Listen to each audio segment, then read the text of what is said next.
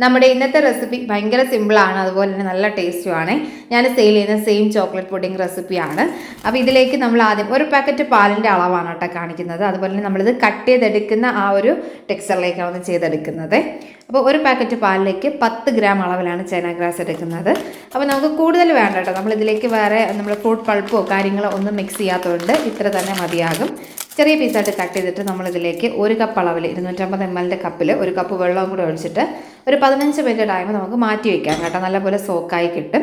അപ്പോൾ ഇതൊന്ന് സോക്കായി വന്നതിന് ശേഷമാണ് നമ്മളിനി പാലൊക്കെ ഒന്ന് തിളപ്പിച്ചെടുക്കുന്നത്. അപ്പോൾ ഒരു പാക്കറ്റ് പാൽ ഞാനിവിടെ ഒരു പാനിലേക്ക് ഒഴിച്ചു കൊടുക്കുന്നുണ്ട്. ഇനി പാലിലേക്ക് നമുക്ക് മധുരത്തിനായിട്ട് 1/2 കപ്പ് അളവിൽ പഞ്ചസാര ചേർത്ത് കൊടുക്കുന്നുണ്ട്. അതേ അളവിൽ തന്നെ 1/2 കപ്പ് അളവിൽ കണ്ടൻസ്ഡ് മിൽക്കും കൂടി കൊടുക്കണം കേട്ടോ. എന്നിട്ട് നല്ലപോലെ മിക്സ് ചെയ്ത് കൊടുക്കാം. അപ്പോൾ പുഡിങ്ങൊക്കെ ആകുമ്പോൾ അത്യാവശ്യം നല്ല മധുരം വേണം കേട്ടോ. എങ്കിലും നമ്മളിത് ഇങ്ങനെ ചെയ്തിട്ട് ആ ഒരു ഫ്രിഡ്ജിലേക്ക് തണുക്കാനായിട്ട് വെക്കുന്ന സമയത്ത് ഒന്ന് സെറ്റായി വരുമ്പോൾ അത്യാവശ്യം മധുരം ഉണ്ടാവോളെ.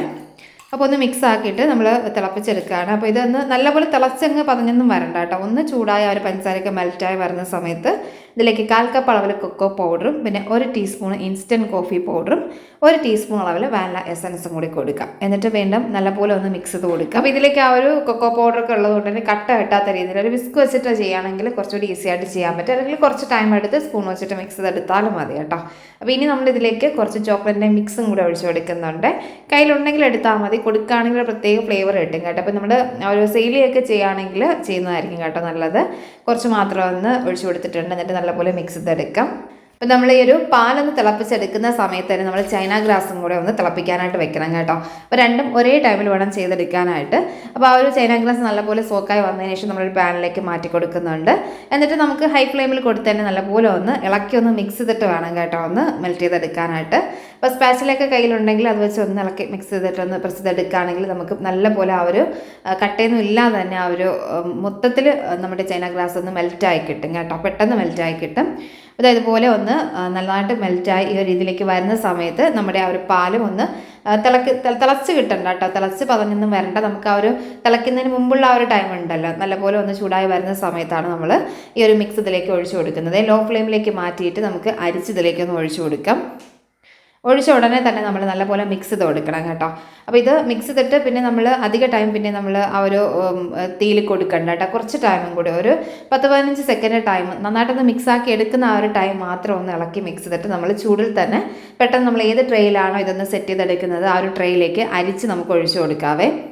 ഒരു കട്ടയൊക്കെ ഉണ്ടെങ്കിൽ മാറാനാണ് നമ്മളൊന്ന് അരിച്ചെടുത്തിട്ടുള്ളത്. നമ്മൾ ഒഴിക്കുന്ന ഉടനെ തന്നെ ബബിൾസ് ഒന്ന് ഫോം ചെയ്യും കേട്ടോ. അപ്പോൾ ആ ഒരു ബബിൾസ് നമ്മൾ ആ ഒരു ടൈമിൽ തന്നെ ചൂടിൽ തന്നെ അങ്ങ് മാറ്റി കൊടുക്കണം. ഒരു സ്പൂണോ മറ്റോ വെച്ചത് ഇതുപോലെ അങ്ങ് എടുത്താൽ മതി കേട്ടോ. എന്നിട്ട് തന്നെ നമുക്ക് ചൂട് മാറി കിട്ടണം. അപ്പോൾ ഒരുപാട് അങ്ങ് സെറ്റായി കിട്ടരുത് കേട്ടോ. അതിന് മുന്നേ വേണം നമുക്ക് ഇതിൻ്റെ ടോപ്പിലേക്ക് എന്തെങ്കിലും ഗാർണിഷ് ചെയ്യാനുണ്ടെങ്കിൽ അത് കൊടുക്കാനായിട്ട്. അപ്പോൾ ഒന്ന് ചെറുതായിട്ട് സെറ്റായി വരുന്ന സമയത്ത് ആ ഒരു ടോപ്പിലേക്ക് ഞാൻ ചോക്കോ ചിപ്സാണ് കേട്ടോ കൊടുക്കുന്നത്. നമ്മൾ ആ ഒരു വൈറ്റും ബ്ലാക്കും കൂടെ ഒന്ന് മിക്സ് ചെയ്തിട്ടാണ് ഇട്ട് കൊടുക്കുന്നത്. നമുക്കിഷ്ടമുള്ള രീതിയിൽ ഗാർണിഷ് കൊടുക്കാം കേട്ടോ.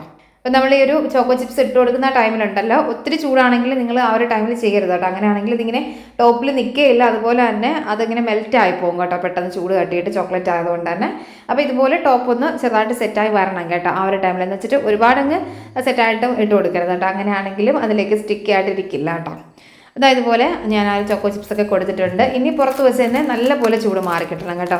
ആ ഒരു ചൂട് മാറിയതിന് ശേഷമാണ് നമ്മളിനി ഫ്രിഡ്ജിലേക്ക് മാറ്റുന്നത്. അപ്പോൾ നമ്മൾ ഓവർനൈറ്റ് ഫ്രിഡ്ജിൽ വെച്ച് തണുപ്പിച്ചെടുക്കണം കേട്ടോ. പുഡിങ്ങൊക്കെ ആകുമ്പോൾ എപ്പോഴും അതാണ് കുറച്ച് കൂടുതൽ ടേസ്റ്റ് കിട്ടുന്നത് കേട്ടോ. അല്ലെങ്കിൽ ഏറ്റവും കുറഞ്ഞൊരു 4-5 മണിക്കൂർ ടൈമെങ്കിലും ഒന്ന് തണുപ്പിച്ചെടുക്കണേ. അപ്പോൾ ഞാൻ ഇതുപോലെ ഫ്രിഡ്ജിൽ വെച്ച് എടുത്തിട്ടുള്ളതാണ്. നല്ലപോലെ സെറ്റായി വന്നിട്ടുണ്ട് കേട്ടോ. അപ്പോൾ നമുക്കിനി ഇത് ഒന്ന് കട്ട് ചെയ്തെടുക്കാവേ. നമ്മൾ കട്ട് ചെയ്യുന്ന ഒരു ടെക്സ്ചറിലേക്കാണ് ചെയ്തിട്ടുള്ളത്. അപ്പോൾ ഇതുപോലെ നല്ലപോലെ നമുക്ക് കിട്ടിയിട്ടുണ്ട് കേട്ടോ. ഭയങ്കര സോഫ്റ്റാണ്, അതുപോലെ തന്നെ ഭയങ്കര ടേസ്റ്റുമാണ് കേട്ടോ. നമ്മുടെ സിമ്പിൾ റെസിപ്പിയാണ് കേട്ടോ. പെട്ടെന്ന് തട്ടിക്കൂട്ടാൻ പറ്റുന്നൊരു പുഡിങ്ങാണ്. എന്നാലും ടേസ്റ്റ് നോക്കുമ്പോഴത്തേക്ക് ഭയങ്കര ടേസ്റ്റിയാണ്. അപ്പോൾ നമുക്കിത് ഐസ്ക്രീമിൻ്റെ കൂടെയൊക്കെ ഒന്ന് ഒരു ടേസ്റ്റ് ചെയ്ത് എടുക്കുകയാണെങ്കിൽ കൂടെ കഴിക്കുകയാണെങ്കിൽ ഭയങ്കര ടേസ്റ്റ് ആയിരിക്കും കേട്ടോ. ഒന്നുകൂടി ടേസ്റ്റ് ഉണ്ടാവും. അല്ലാതെ കഴിക്കാനും ടേസ്റ്റ് തന്നെയാണ് കേട്ടോ. അപ്പോൾ നിങ്ങൾ എന്തായാലും ട്രൈ ചെയ്ത് നോക്കണം ഈ ഒരു റെസിപ്പി. അപ്പോൾ ഇനി നമുക്കിത് സെയിൽ ചെയ്യുകയാണെങ്കിൽ ഇതിൻ്റെ റേറ്റ് നോക്കാം. അപ്പോൾ ഈ ഒരു അളവിലുള്ള പുഡിങ് നമ്മൾ എടുക്കുമ്പോൾ ഇതിലേക്ക് നമ്മൾ എടുത്തിട്ടുള്ള ഒരു കൊക്കോ പൗഡറിൻ്റെയൊക്കെ ബ്രാൻഡിൻ്റെയൊക്കെ ആ ഒരു റേറ്റൊക്കെ നോക്കിയിട്ട് നമുക്കിത് 400 മുതൽ 450 രൂപ വരെ സെയിൽ ചെയ്യാം കേട്ടോ. അപ്പോൾ നമ്മുടെ ഇന്നത്തെ വീഡിയോ നിങ്ങൾക്ക് ഇഷ്ടമായിട്ടുണ്ടെന്നും യൂസ്ഫുൾ ആയിട്ടുണ്ടെന്നും കരുതാണ്. വീഡിയോ ഇഷ്ടമായിട്ടുണ്ടെങ്കിൽ മറക്കാതെ ഒന്ന് ലൈക്ക് കൂടി ചെയ്തേക്കണേ. അപ്പോൾ മറ്റൊരു വീഡിയോ ആയിട്ട് കാണാം. താങ്ക്